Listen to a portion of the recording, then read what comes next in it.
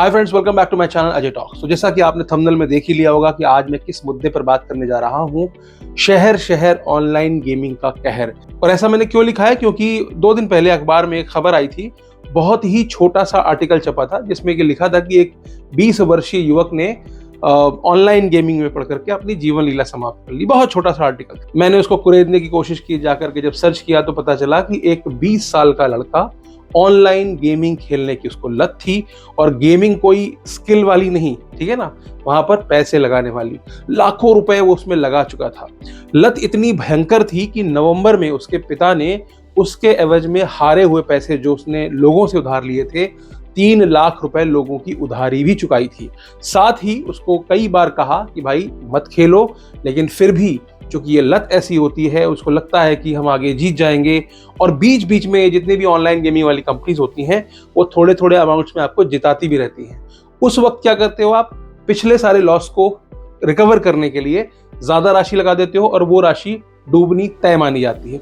इस तरह से एरोनॉटिकल इंजीनियरिंग के 3rd ईयर के एक छात्र, जिसका नाम था सेलम मनोज, जो कि तेलंगाना के गुडीमलकापुर का रहने वाला था, उसने अपनी जीवन लीला समाप्त कर ली, क्योंकि वो लोगों की उधारी से परेशान था और ऑनलाइन गेमिंग जो है उसमें वो काफी पैसा हार चुका था। उसके माता पिता और भी जो उसके स्वजन थे उसको लगातार समझाते रहते थे कि इस तरह की ऑनलाइन गेमिंग से दूर रहो, लेकिन वो इससे दूर नहीं हो पाया।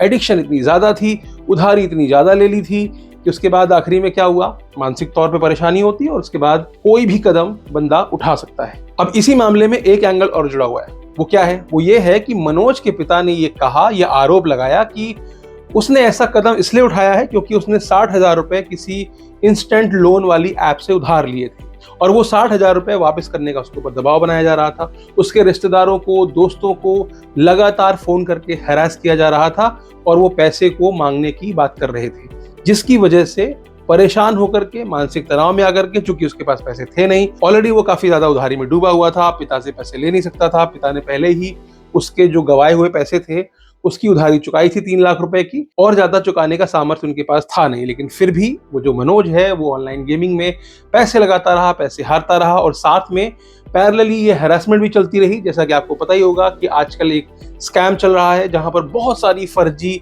लोन बांटने वाली एप्स हैं, जो कि बहुत ही आसानी से बिना केवाईसी की आपको त्वरित लोन दे देती हैं, 20,000, 30,000, 10,000 रुपए, और उसके बाद आपको हैरेस करते हैं। आपके मोबाइल का डेटा जो है वो हैक कर लिया जाता है, आपकी जो पर्सनल फोटोग्राफ्स होती हैं, आपका जो व्हाट्सएप डिटेल्स होती हैं, आपकी जो भी आपके फ़ोन के अंदर डिटेल्स होती हैं, वो गैलरी एक्सेस कर सकते हैं, और उसके बाद वो आपके कॉन्टैक्ट्स को, आपकी फ़ोटो को मॉर्फ करके वहाँ भेजते हैं। उसकी वजह से कोई भी बंदा शर्मसार होकर के इस तरह का कदम उठा सकता है। तो ये तो था पहला मामला। तारीख थी 27। 10 दिन पहले लौटते हैं 17 फरवरी। 17 फरवरी को भी एक ऐसा ही मामला आता है जहां पर एक और 20 वर्षीय युवक ने ऑनलाइन गेमिंग के चलते ही अपनी जीवन लीला समाप्त कर ली। मामला है मध्य प्रदेश के विदिशा डिस्ट्रिक्ट का। उसमें भी ऐसे ही हुआ। वहां पर भी एक युवक जिसका नाम था मनीष नायक, उसने लाखों रुपए ऑनलाइन गेमिंग में गंवा दिए, और वहां पर भी उनके जो स्वजन थे, उनके पिता थे, उन्होंने 6 लाख रुपए की उधारी चुकाई थी। तो आप समझ सकते हो, 6 लाख रुपए की उधारी, चूंकि ऑनलाइन गेमिंग में वो इतना पैसा हार चुका था, लाखों रुपए हार चुका था। और लिए कहां से थे? उसने अपने दोस्तों रिश्तेदारों से पैसे लिए थे। बाद में जब बात खुली तो उनके पिता ने ये पैसे जो है चुकाए, और उसके बाद काफी डांटने, ऑब्वियस सी बात है, घर में पेरेंट्स हैं, डांटेंगे, आपको रोकने की कोशिश करेंगे, उसको रोकने की कोशिश करते थे। लेकिन उसके अंदर क्या भूत सवार था, नहीं यार, मैं एक दिन पैसे जरूर जीतूंगा, जल्दी अमीर बन जाऊंगा। जैसा कि आप बड़े बड़े विज्ञापनों में देखते हैं, देखा ही होगा, एविएटर गेम है, ऐसे उड़ रहा है, बड़े बड़े सेलिब्रिटीज प्रमोट कर रहे हैं। हालांकि उसमें से कुछ विज्ञापन जो हैं, जो सेलिब्रिटीज के दिखाए जाते हैं, वो फर्जी है, एआई के माध्यम से बनाए गए हैं। लेकिन फिर भी इनकी रोकथाम कितनी जरूरी है, ये आपको समझना पड़ेगा। तीसरा एक और मामला 10 दिन पहले, 7 फरवरी, यानी कि 10-10 दिन के गैप में, इसी महीने की बात करूं, एक और मामला सामने निकल के आया, और ये मामला था उज्जैन का। देवास रोड पर लालपुर के पास में 19 वर्षीय एक युवक की ट्रेन से कटी हुई लाश बरामद की गई।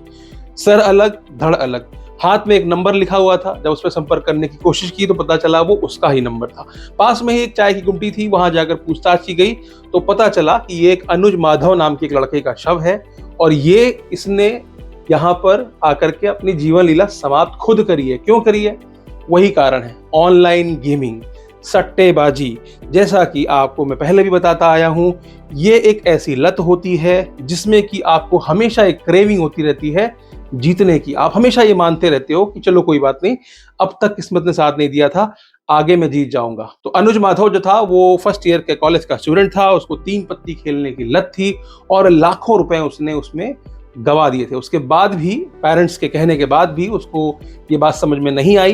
काफ़ी पैसे उसके गंवाने के बाद जब उसने पिता को बताया, पिता ने वो सारे पैसे भरे उधारी वाले, और उसके बाद आखिरी में उसने फिर से क्या किया, अपने पेरेंट्स के अकाउंट से पैसे निकाले और उसके बाद उसको फिर से जो है गेम में लगा दिया और वो हार गया। अब इसके बाद उसको कोई चारा दिखाई नहीं दिया। ऑब्वियस सी बात है, मानसिक तनाव हो जाता है, आपको डर लगता है कि क्या करूंगा, कैसे जवाब दूंगा, और उसके बाद एक ही रास्ता नजर आता है, एक्सट्रीम स्टेप, जो कि इन तीनों केसेस में पिछले 10 दिन के अंतराल में हुए हैं। ये तो वो घटनाएं हैं जो सामने आ गई और इनको भी काफी ढूंढना पड़ा जा करके।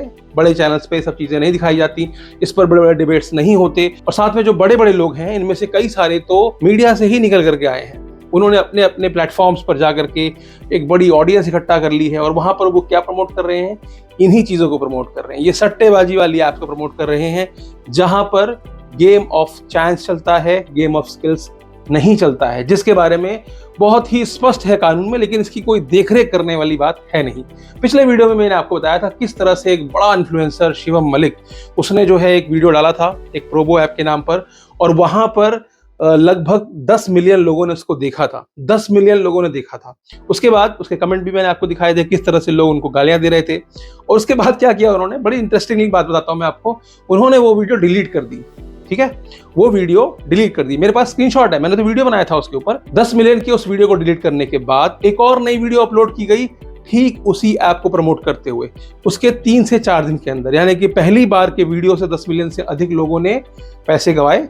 उसके बाद अगली वीडियो डाली और कल तक उसमें 6 से 7 मिलियन व्यूज उसमें भी हो चुके थे। यानी कि अगर मोटा मोटा मिलाकर के इन दोनों वीडियोस को क्लब किया जाए तो तकरीबन 2 करोड़ लोग तो ऑलरेडी उस विज्ञापन को देख चुके हैं। शिवम मलिक इतना बड़ा नाम, जिसके ऊपर लोग ट्रस्ट करते हैं, इतना पैसा बनाया, इतना नाम बनाया, लेकिन यहाँ पर क्या प्रमोट कर रहे हैं, एक ओपिनियन ट्रेडिंग ऐप को, जो कि पूरी तरह से फर्जीवाड़ा है। और मैं फर्जीवाड़ा क्यों बोल रहा हूँ, उसके पीछे मैं तर्क भी दे चुका हूँ। अगर आपने वो वीडियो नहीं देखा है, डिस्क्रिप्शन में डाल दूंगा, जाकर देख लेना। एक बंदे ने 4.5 लाख रुपए गंवाए थे। कंपनी को जब प्रेशर किया तो कंपनी ने उसको 50,000 रुपए दे करके उसका मुंह बंद करने की कोशिश की थी।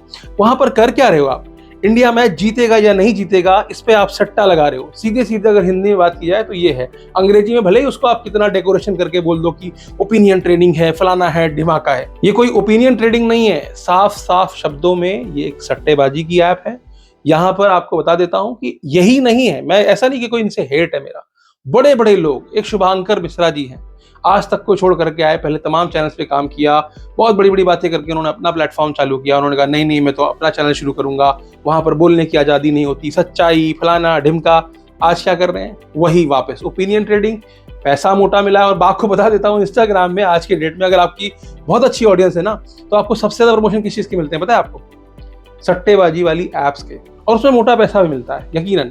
सबसे पहले आपको मोटा पैसा प्रमोशन के लिए दिया जाएगा, फिर आपको रेफरल के लिए दिया जाएगा। यानी कि आप रेफर कीजिए, लिंक मेरे बायो में है, वहां जाकर क्लिक कीजिए, और रेफर करने पे भी आपको लाखों रुपए मिलता है। सोचो, जब छोटे छोटे इन्फ्लुएंसर जिनको मैं जानता हूं, जिनके 1 मिलियन तक के फॉलोअर नहीं है, वो इस तरह की ऐप से 5 से 7 लाख रुपए कमा लेते हैं, तो इनका क्या है। आपको और बता देता हूँ, एल्विश यादव भाई, एल्विश भाई के सामने कोई कुछ बोल सकता है क्या, नहीं बोल सकता, तो प्रमोट कर रहे हैं।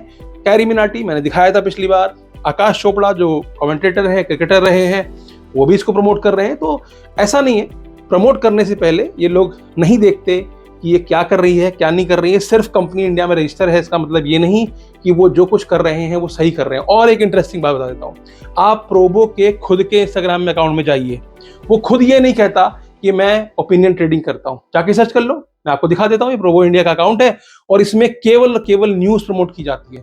डेली बेसिस पे क्या हो रहा है, एक लड़की या एक लड़का आकर के एक जेनरिक इंफॉर्मेटिव वीडियो बना के जाता है।